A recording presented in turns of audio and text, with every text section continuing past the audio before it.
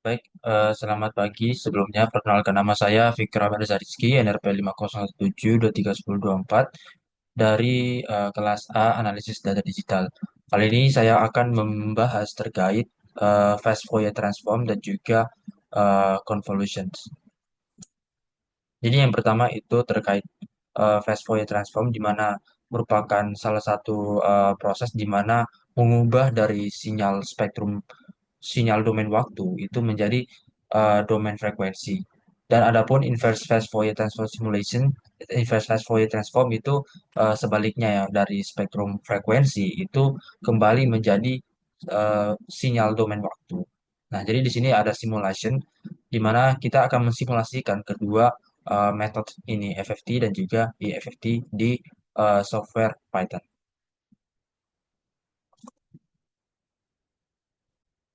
Oke, di sini udah ada script terkait FFT tadi yang dimana kita mengimport dua library yang ingin kita gunakan itu ada NumPy, SNP dan juga Matplotlib PyPlot, SPLD, dan parameter yang kita gunakan itu ada empat. Ada sampling rate atau sampling frekuensi dengan sebesar 500 dengan sampling periodnya itu 1/fs dan panjang gelombangnya itu 1000 dengan vektor waktunya itu range dari 0 hingga L dikali T.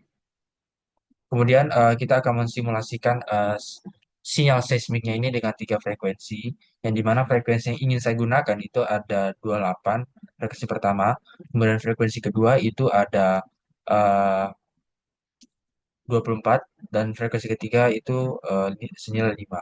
Nah, setelah kita mendapatkan tiga frekuensi ini, kita akan meng-create atau membuat sinyal seismiknya ini berdasarkan tiga frekuensi tadi dengan rumus persamaan gelombang itu Y sama dengan A dikali sin 2pi Ft.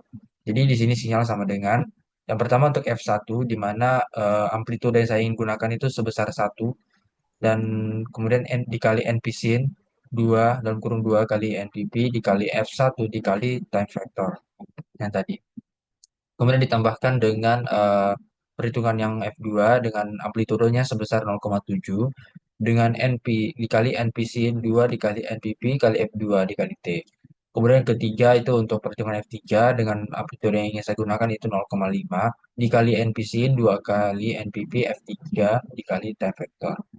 Setelah kita mengcreate sinyal seismik tadi, kita akan menambahkan random noise agar bisa membuat sinyal ini tuh lebih eh, nyata atau lebih alami.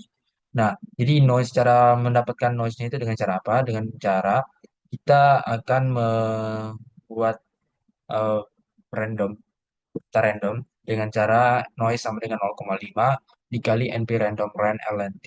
Jadi dia akan membuat noise secara acak dengan distribusi yang normal yang memiliki rata-rata itu senilai nol dengan STD-nya itu atau deviasi standarnya itu 0,5.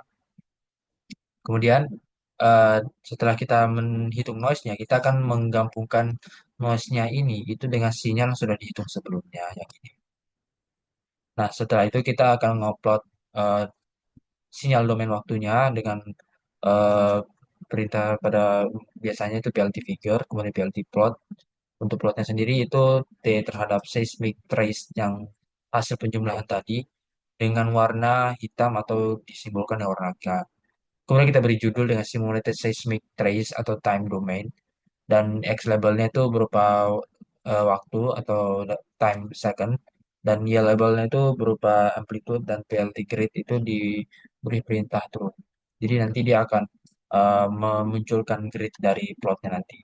Nah, nanti akan muncul sinyal domain waktu seperti ini. Oke, mungkin dilanjut terlebih dahulu.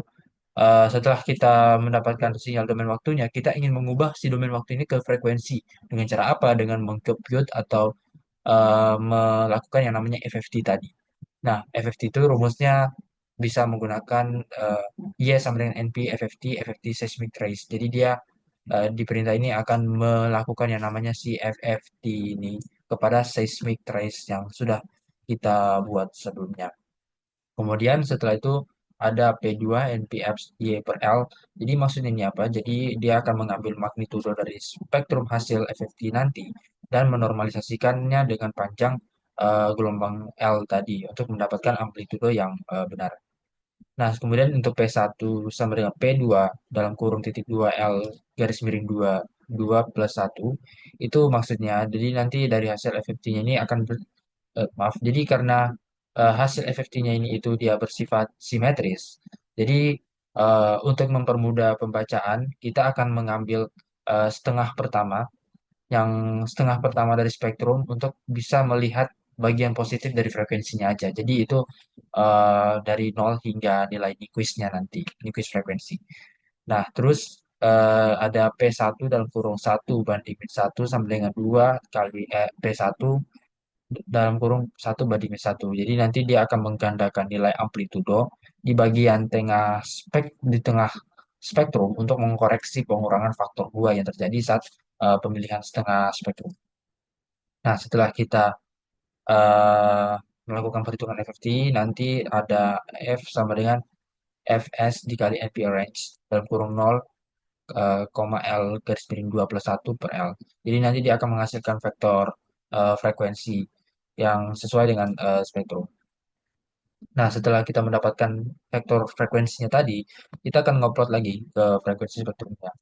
Jadi PLT figure, PLT plot, F, P1 hasil pembagian tadi, kemudian koma R atau beri warna merah. Nah, setelah itu diberi title seperti biasanya, frekuensi spektrum of seismic rays, kemudian X labelnya berupa frekuensi dalam satuan Hertz, dan Y labelnya berupa dalam bentuk amplitude, dan juga PLT grade itu seperti sebelumnya. Nah, nanti dia akan menghasilkan eh, gambar seperti ini. Jadi ini ada frekuensi yang kita mau tonjolkan tadi, si 28, 24, dan juga 5 tadi. Nah, selanjutnya kita ingin melakukan inverse kembali. Dan eh, tapi sebelum menginverse, kita akan menghilangkan sinyal yang ingin kita hilangkan dari ketiga frekuensi tadi. Nah, di sini yang pertama kita lakukan adalah Y filter sama dengan Y copy. Oh ya, metode atau filter yang digunakan untuk menghilangkan frekuensi yang ingin kita hilangkan itu namanya adalah notch filter. Ya, oke. Jadi yang pertama Y filter. Jadi maksud Y filter sama dengan Y copy dalam kurung itu kita akan menyalin spektrum FFT tadi atau dalam bentuk Y itu ke dalam si Y filter nanti. Jadi kita bisa memodifikasinya tanpa mengubah spektrum aslinya nantinya. Nah, kemudian kita akan melakukan penghilangan satu frekuensi yang ingin kita hilangkan. Di sini saya ingin menganggap si frekuensi 1 atau 28 tadi itu sebagai noise. Jadi saya ingin menghilangkan si noise-nya tadi 28 ini dengan lebar notch-nya itu adalah 1. Yang berarti filternya ini itu akan menghilangkan frekuensi dari 27,5 hingga 28,5. Jadi tengah-tengahnya ada 28. Jadi dengan mengambil reach 1 itu bakal em, mengambil satu dalam rentang si 28 tadi, 27,5, 28,5. Kemudian kita mau convert frekuensi itu ke indeks.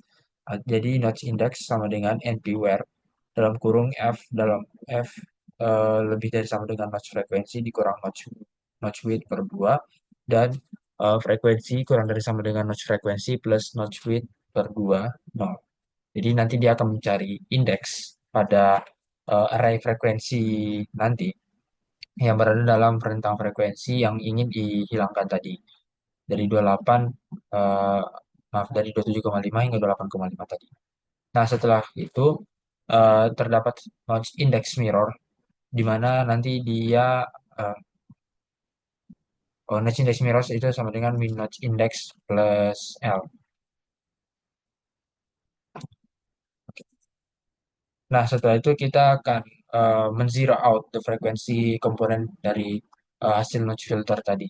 Jadi for index in notch index, Y filter index sama dengan nol. If index ya sama dengan nol. Y filter dalam kurung L dikurang indeks sama dengan nol. Jadi nanti dia akan mengatur nilai spektrum di sekitar 28 Hz tadi menjadi nilai nol untuk menghilangkan komponen frekuensi dari 28 itu sendiri. Nah, jadi dan juga untuk menghindari masalah duplikasi pada indeks nolnya itu, eh, ya karena ingin kita ingin menghindari masalah duplikasi indeks nolnya, karena itulah indeks nol pada FFT itu bisa mewakili frekuensi nol. Nah, setelah itu kita akan melakukan inverse FFT-nya untuk bisa mendapatkan sinyal filternya tadi dengan filter trace sama dengan NP-FFT, E-FFT, Y-filtered, titik real. Jadi nanti dia akan menghitung inverse FFT dari spektrum yang sudah difilter tadi untuk bisa mendapatkan kembali sinyal waktunya dan telah yang sudah dibersihkan dari frekuensi 28 Hz tadi. Nah, sebenarnya kita plot lagi filter dalam domain waktu sinyal dengan PLT figure, PLT plot D sama dengan filter trace dengan warna biru. Label filter trace, jadi kita akan melabelnya sebagai filter trace nanti. Kemudian kita ngeplot lagi uh, sinyal yang sebelumnya untuk bisa dibandingkan bagaimana sih hasil setelah difilter 28 Hz tadi. Nah, di T sama dengan seismic trace kita beri warna hitam aja dengan alpha 0,3 ini maksudnya transparansinya 0,3 dan labelnya kita beri nama original trace dan kita beri judul seperti biasanya seismic trace after notch filter 28 Hz remove, beri waktu time second, amplitude, ya labelnya amplitude dengan kita beri PLT legend biar mempermudah pembacaan aja. Kemudian ada PLT click through, lalu ada plot new. Kita ngeplot new frekuensinya. Oh, maaf. Jadi sebelum ini kita mau ngupload dulu new frekuensi biar tahu nih frekuensi setelah dihilangkan itu jadinya seperti apa. Jadi nanti seperti persamaan sebelumnya, NPFT filter trace, NPFCF per L, PF2, PF1, PF1, 1 banding 1 min 1. Yang diubah itu cuma si YF tadi. Sama PF-nya itu ditambahkan F. Sama YF juga. Sama seperti perjuangan spektrum FFT tadi. Jadi setelah mendapatkan frekuensi spektrum, lalu kita lakukan si inverse tadi, maaf si PLT filter time tadi, dan kita akan ngupload frekuensi spektrumnya. Oke. Setelah dilakukan semua ini akan didapatkan hasil-hasilan tadi, di mana ini simulated seismic trace atau dalam domain waktu, sinyal dalam domain waktu. Kita FFT-kan ke domain frekuensi menjadi ini masih kan 3. Nah, ini adalah hasil dari filter notch filter tadi dengan menghapus 8 Hz tadi. Di mana yang biru ini yang hasil filternya, yang hitam ini tadi hasil originalnya tadi, trace originalnya. Kalau ingin melihat spektrum frekuensi setelah menghilangkan 28 ini seperti ini. Jadi yang tadi di sini itu harusnya ada frekuensi 28 tapi sudah kita hilangkan. Seperti itu. Untuk pembahasan lebih lanjutnya kita jelaskan di eh, PPT. Baik, tadi itu adalah terkait coding script code terkait FFT dan DFT. Selanjutnya kita akan ke pembahasan. Oke, untuk pembahasannya ini ada 4 hasil yang telah kita dapatkan di mana dari domain waktu, sinyal domain waktu kita FFT ke frekuensi spektrum dan kemudian kita lakukan notch filter untuk menghapus 28 Hz itu menjadi uh, tersisa dua frekuensi itu ada frekuensi 5 dan juga frekuensi 24. Nah, kemudian kita lakukan kembali uh, EFFT atau inverse fast Fourier transform mengubah dari spektrum frekuensi ini kembali ke si domain domain waktu, sinyal dalam domain waktu. Jadi sehingga dengannya kita melakukan hal ini, itu kita bisa menjadi lebih baik dalam bisa mempermudah dalam menginterpretasikan suatu trace seismic kembali yang awalnya dia terlihat cukup rancu dan setelah kita lakukan noise filter, kita bisa mendapatkan sinyal yang lebih bersih seperti itu. Selanjutnya, ini adalah simulasi konvolusi. Jadi konvolusi sendiri itu simpelnya merupakan salah satu processing di mana kita akan menggabungkan dua sinyal itu ada wavelet di sini ada wavelet dan juga ada reflectivity trace-nya nanti kita akan gabungkan untuk bisa mendapatkan suatu trace yang jadi hasil dari konvolusi tadi. Dan simulasi sendiri seperti tadi kita akan lakukan dalam software Python. Oke. Jadi ini adalah script dari Convolution sendiri. Ada dua case. Case yang pertama kita akan menggunakan empat wavelet yang berbeda pada satu reflectivity series yang sama. Dan case kedua itu kita akan menggunakan satu wavelet yang sama, namun dikonvolusikan dengan empat reflectivity yang berbeda-beda.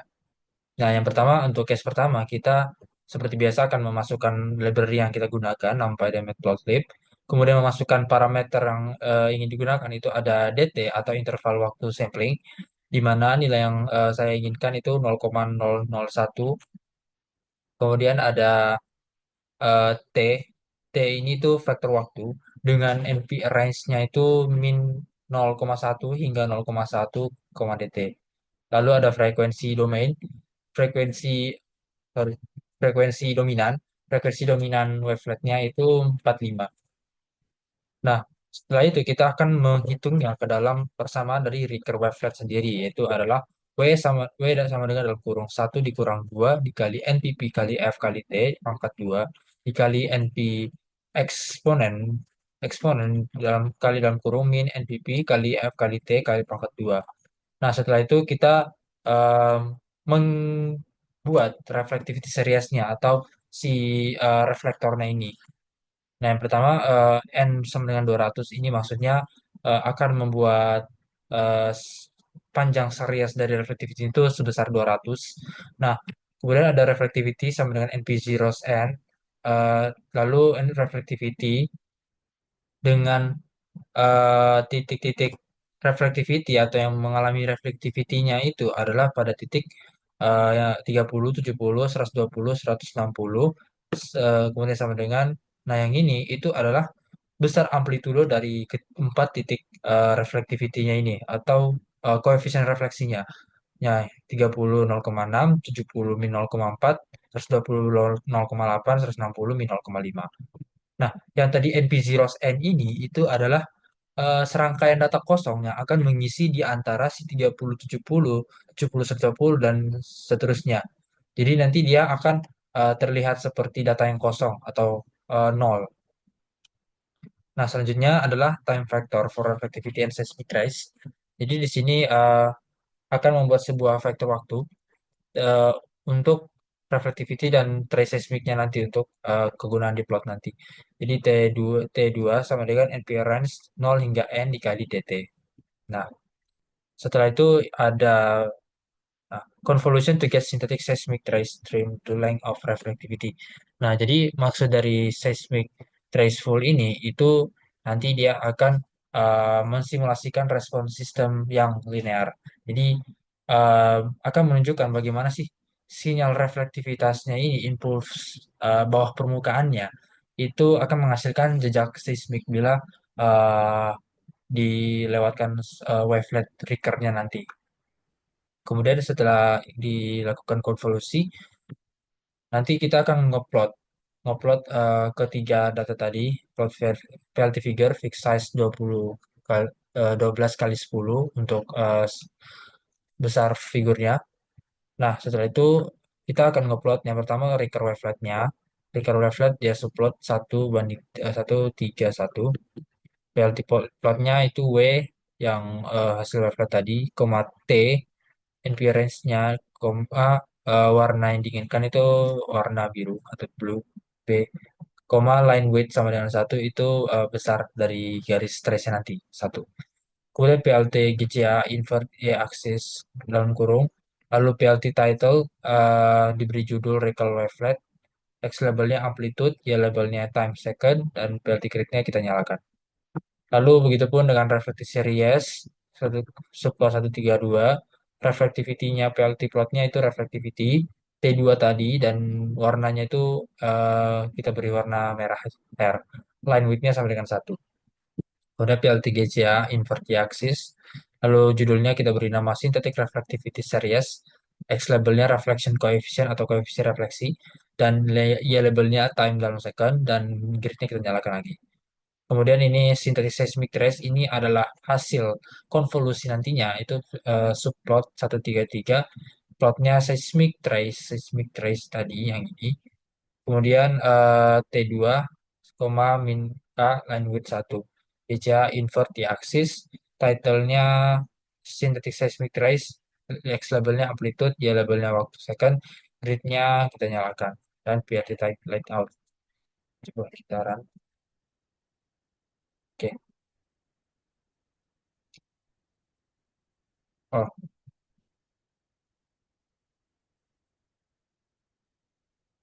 nah, jadi seperti inilah hasil dari uh, script dari wavelet tadi. Nah, ini untuk Recur wavelet. Selanjutnya adalah Mexican Head wavelet. Nah, sebenarnya tidak banyak yang terlalu berbeda. Yang berbeda di sini tuh rumusnya.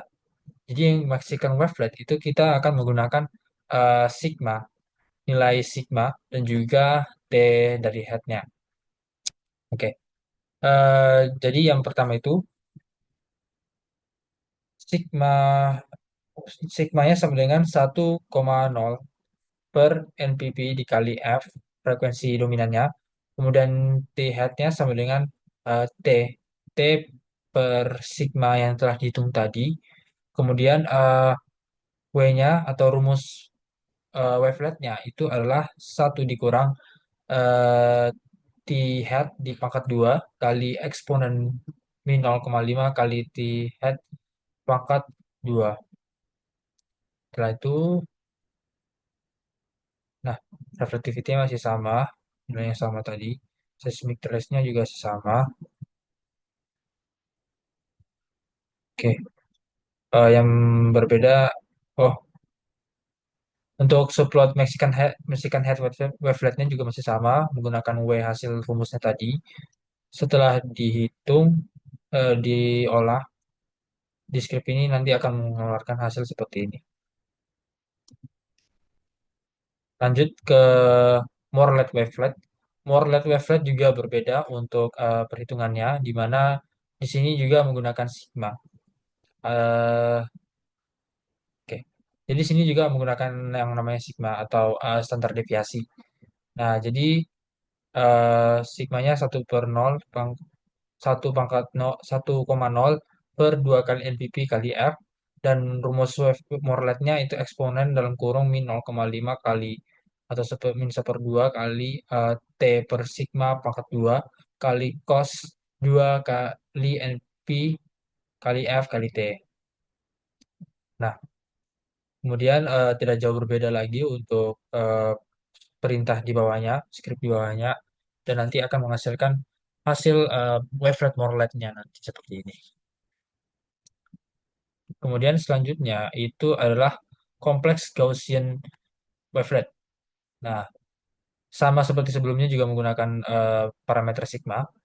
Nah, yang berbeda, kompleks Gaussian wavelet ini itu dia memiliki tiga output.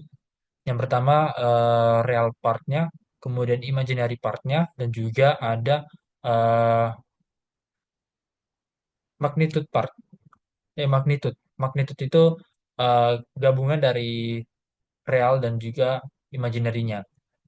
Nah, untuk rumusnya sendiri itu adalah W kompleks sama dengan eksponen min 0,5 kali T per sigma pangkat 2 kali eksponen eksponen 1J kali 2 kali NPP kali F kali T. Oke. Nah, kemudian setelah itu kita eh, dari W kompleks tadi kita realkan W real sama dengan NP real W kompleks. Kemudian kita imaginary-kan juga W image sama dengan NP image W kompleks, dan magnitude-nya kita absolutkan NP abs dalam kurung W kompleks. Kemudian ke bawahnya juga masih sama. Nah, yang ini itu ada yang berbeda juga di konvolusinya. Jadi di sini ada tiga proses konvolusi. Yang pertama untuk seismic realnya mengkonvolkan si reflectivity dengan real tadi. Kemudian imaginary-nya juga dilakukan hal yang sama. Nah, yang magnitude itu dilakukan perhitungan terlebih dahulu dengan cara kita menggabungkan si seismic real dan juga seismic imaginary-nya tadi. Di mana akar seismic real pangkat 2 tambah seismic imaginary pangkat 2. Nah, setelah itu dilakukan plotting lagi. Fix size-nya di sini berbeda, di mana kita menggunakan 18 kali 10. Kemudian untuk plotnya juga itu banyak eh, plotnya.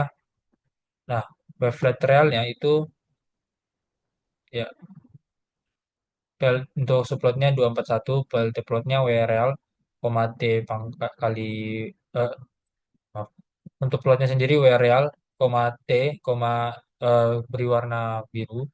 Kemudian yang imaginary juga W image, T, beri warna merah. Lalu ada eh, magnitude itu Wmax, T, beri warna hitam. Di sini ada reflectivity-nya atau reflektor yang kita gunakan. Di sini seismic trace realnya juga hasil convolve-nya tadi dari seismic real, kemudian hasil convolve yang imaginary dan ini hasil convolve dari magnitude. Setelah itu kita eh, oh ya untuk slot yang kosong itu beri kita matikan empty slot for spacing and nanti ada spacing. Nah, kita kosongkan saja. Kita type out reality show. Nah, ini dia hasil dari script tadi. Yang ini real part, yang ini imaginary part, yang ini magnitude part, dan ini reflektornya tadi setelah dikonvolusikan hasilnya seperti ini. Nah, itu adalah case untuk eh, menggunakan 4 wavelet yang berbeda pada reflektor, satu reflektor yang sama.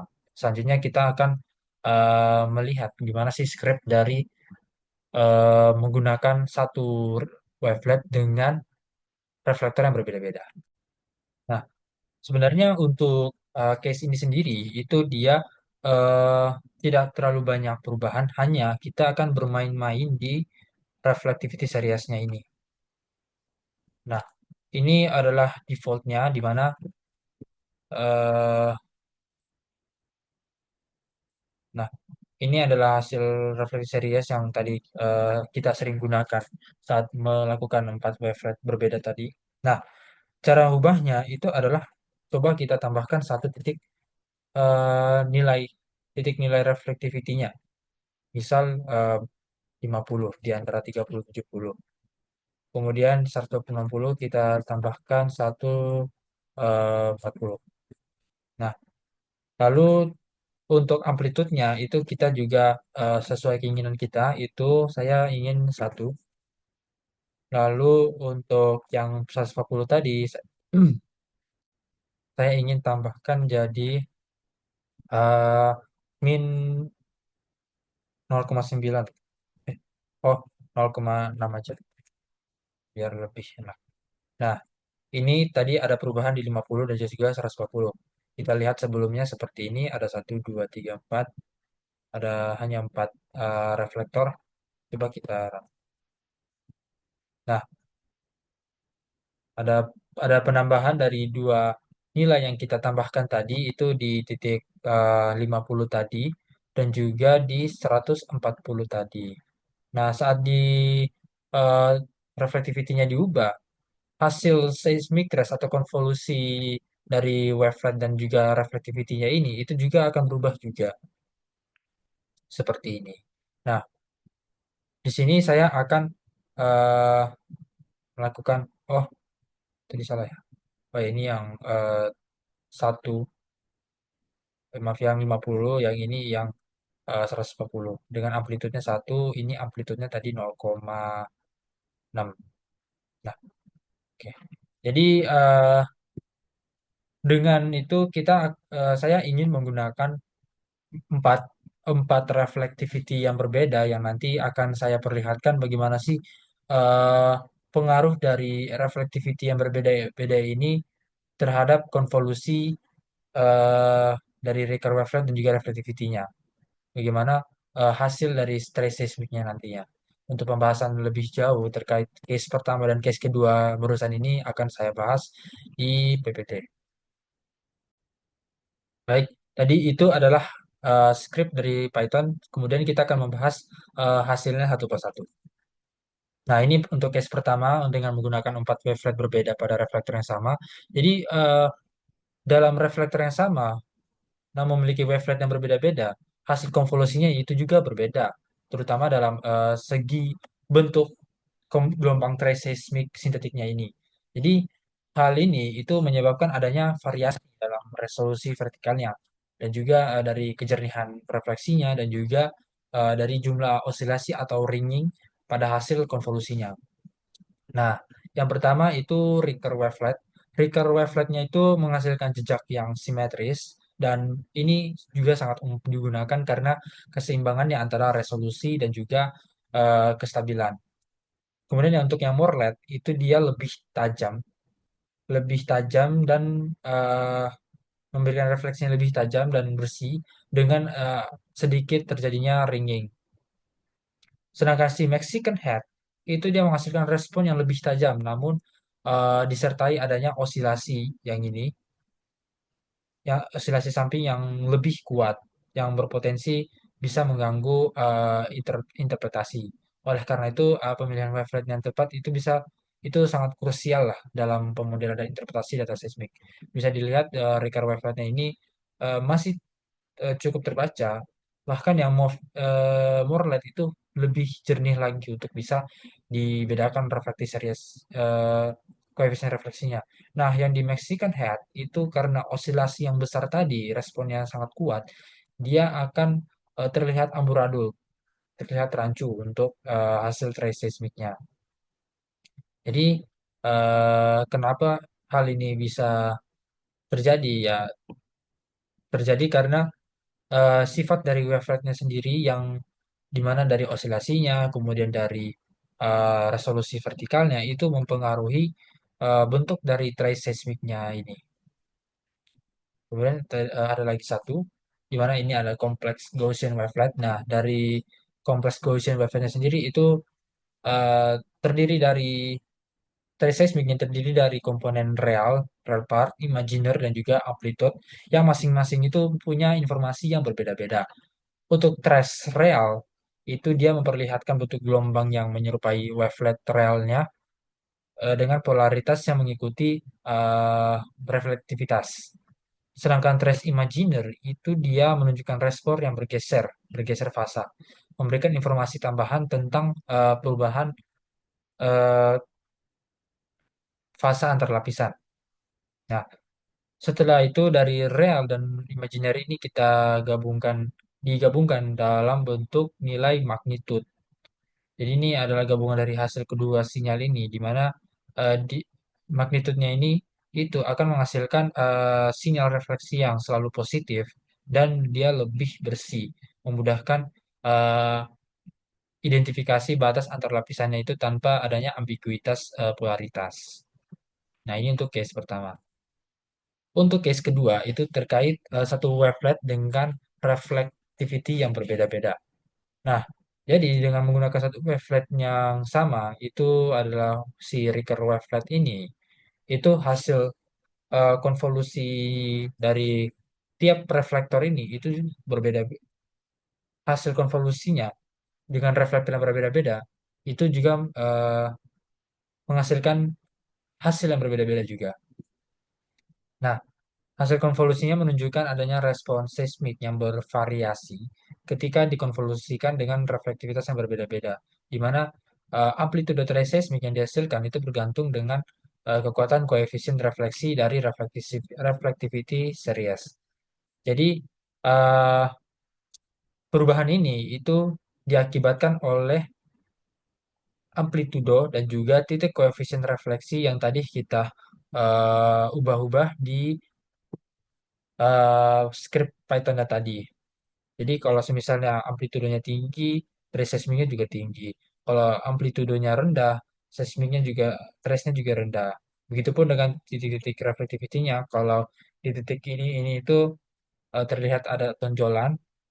Begitupun dengan yang ini cukup rumit sih. Yang ini terjadi tonjolan juga di tiap titik-titik yang kita beri nilai koefisien refleksinya. Nah, bentuk gelombang pada trace ini itu akan mencerminkan sebuah pola penguatan dan pelemahan sinyal yang terbentuk dari tumpang tindihnya antar refleksi. Dengan reflektor yang berjarak lebih dekat satu sama lain, itu akan menciptakan pola interferensi yang lebih kompleks seperti ini. Ini karena dia berjarak lebih dekat koefisien refleksinya, itu akhirnya menciptakan interferensi yang lebih kompleks. Nah, itu dia untuk penjelasan case dari konvolusi satu dan juga konvolusi 2. Nah, kesimpulannya, kedua metode processingnya ini tuh punya fungsi yang bermanfaat, apalagi untuk job atau pekerjaan dari geofisikawan, di mana FFT ini bisa mempermudah kita dalam menganalisis sinyal dalam domain waktu menjadi domain frekuensi agar lebih mudah untuk dibaca atau diinterpretasikan. Dan konvolusi ini digunakan untuk membentuk trace dari penggabungan wavelet dan reflectivity yang didapatkan dari koefisien refleksi suatu lapisan yang berbeda-beda. Nah, dari kedua metode processing analisis ini, itu kita sebagai geofisikawan dapat mengolah dan menganalisis suatu sinyal itu bisa menjadi lebih baik untuk bisa diinterpretasikan, terutama yang untuk kita yang fokus dalam bidang seismik ataupun seismologi, dikarenakan proses ini sangat sering digunakan dalam mengolah trace seismik. Mungkin itu saja dari saya. Mohon maaf bila ada kesalahan kata ataupun kesalahan teknis. Terima kasih. Selamat pagi.